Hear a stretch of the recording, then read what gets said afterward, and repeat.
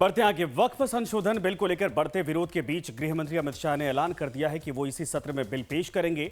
इधर एनडीए के सहयोगियों में बिल को लेकर कैसी स्थिति है, समझिए इस रिपोर्ट में। केंद्र सरकार 31 मार्च को ईद के बाद वक्फ संशोधन विधेयक लाने की तैयारी में है। सूत्रों के मुताबिक 1 अप्रैल के बाद वक्फ संशोधन विधेयक को डिस्कशन और पास कराने के लिए लोकसभा लाया जा सकता है। वहीं एनडीए घटक दल जेडीयू और बिहार के मुख्यमंत्री नीतीश कुमार की पहल पर ईद के बाद वक्फ संशोधन विधेयक सरकार ला सकती है।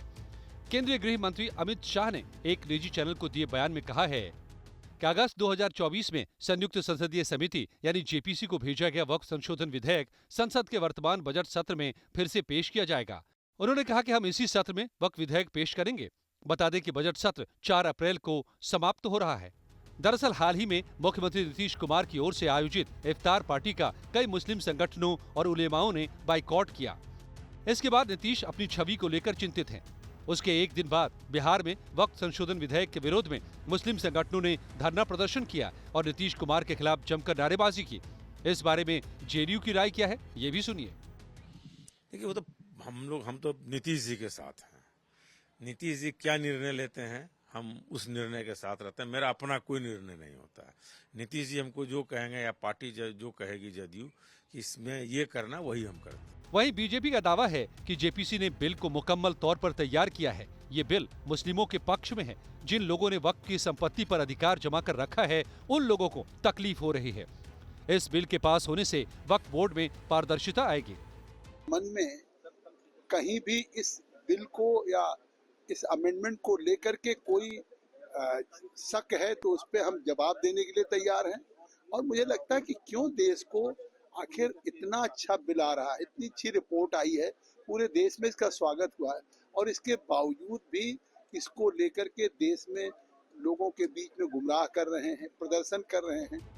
जहां तक जेडीयू का सवाल है तो वो शुरुआत से ही सैद्धांतिक तौर पर वक्फ संशोधन बिल के पक्ष में है।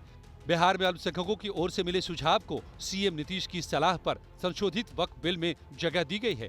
बावजूद इसके नीतीश कुमार और उनकी पार्टी जेडीयू को इस बिल का असर बिहार विधानसभा चुनाव पर पड़ने का डर है। वहीं विपक्षी दल इस बिल के खिलाफ आर पार की लड़ाई के मूड में है।